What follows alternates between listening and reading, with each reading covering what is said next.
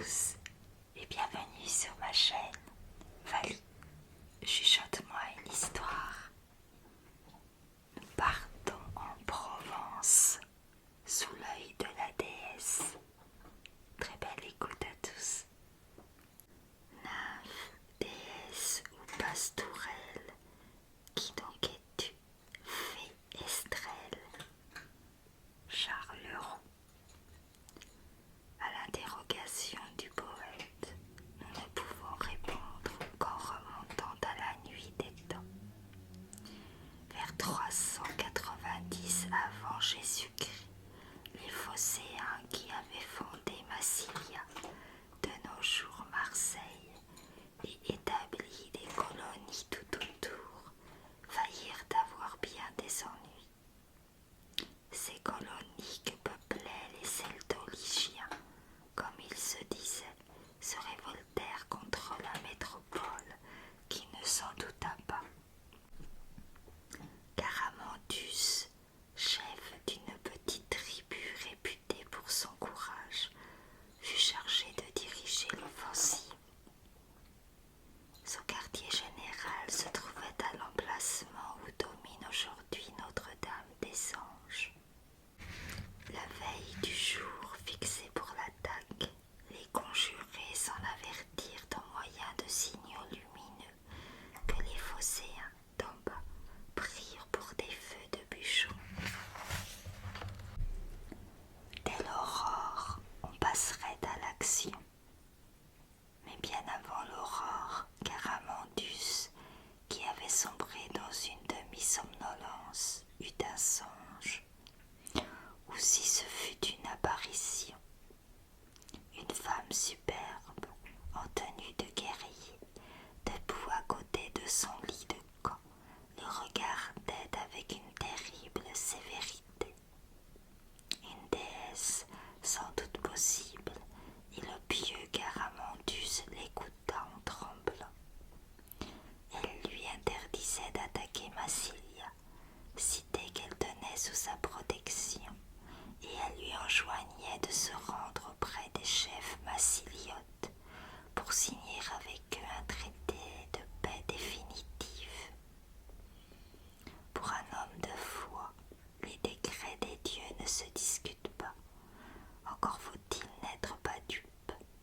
Il est des circonstances où l'on en arrive à douter de tout, même des dieux.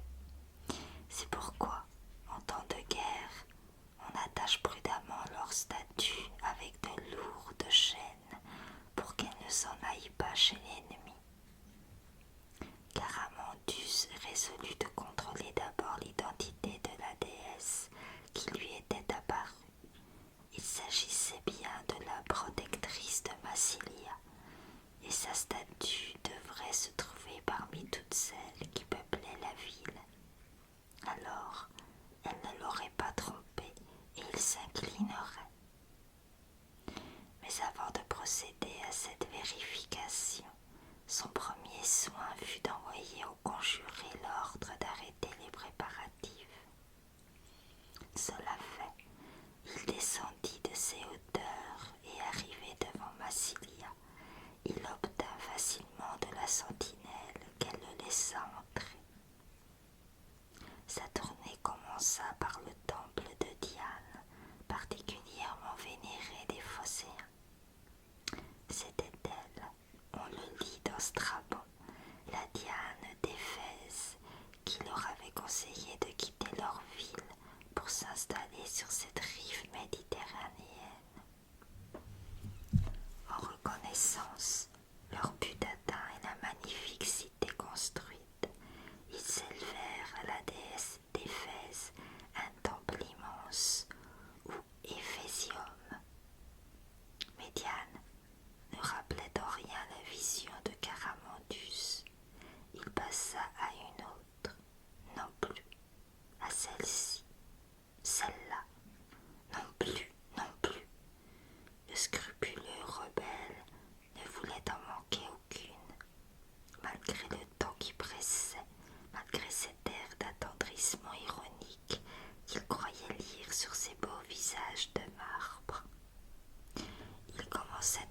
persuadée d'avoir été victime d'un faux semblant, peut-être suscité par sa propre inquiétude, quand, à l'endroit précis où s'élèvent aujourd'hui l'église des Accoules, la révélation le frappa en coup de foudre. Sous le portique du sanctuaire consacré à la déesse s'imposait la statue de Pallas Athéna, rigoureusement pareille à sa visiteuse de la nuit. Et la statue s'anima. De cette rigourosité émanait un ordre irrésistible, qu'Aramandus comprit. Seulement, il lui fallait convaincre ses alliés qui devaient bouillir de la patience de se battre. Mais la déesse pacificatrice dut l'inspirer. La peur de désobéir à Pallas, la loyauté de Caramandus firent le reste, et tout rentra dans l'ordre. Alors Caramandus se rendit auprès des chefs massiliotes.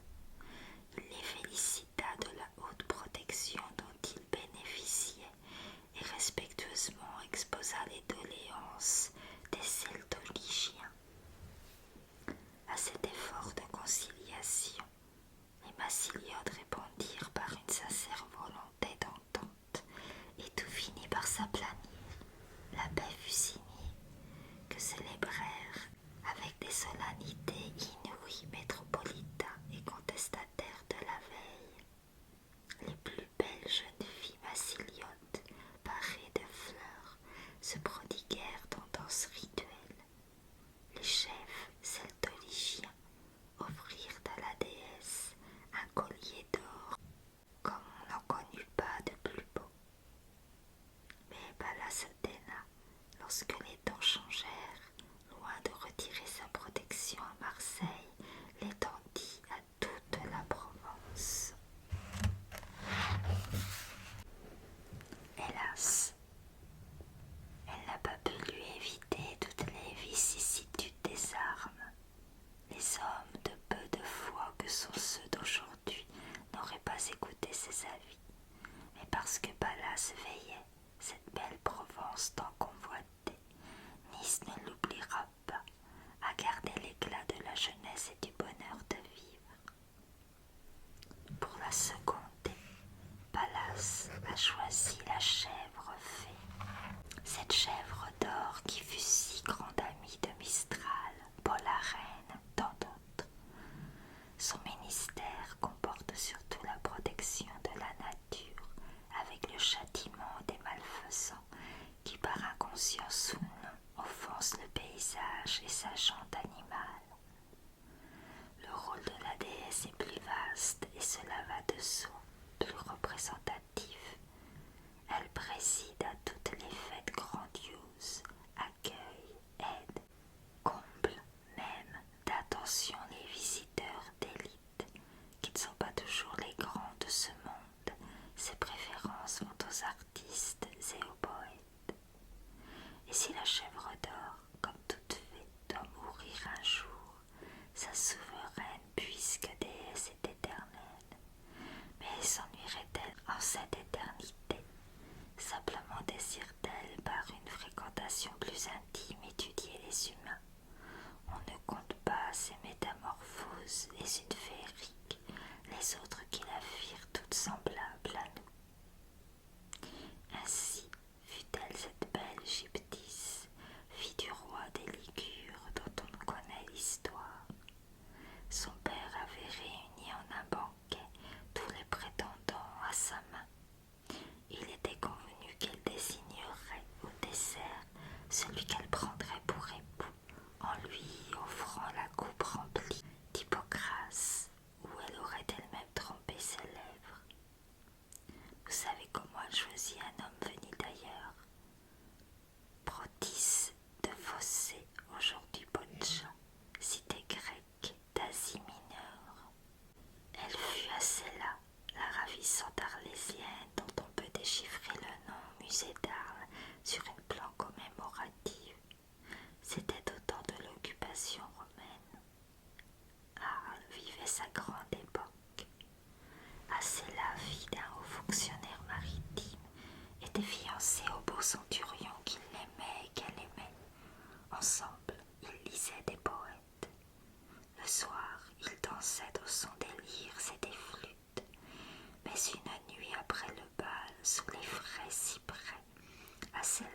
frissonna et ne s'en remit pas. Elle avait 17 ans. Sa précoce dépouille reposa aux Aliscamps. La belle allée faisant suite à la voix aurélienne. Il en vous dira que la consolable fiancée ne se lassait pas d'y venir pleurer. Il en vous dira qu'une forme légère, transparente, comme une bulle, s'élevait de terre et tournoyait avec grâce auprès de lui à l'heure du bal. Elle fut parmi les pastours et pastourettes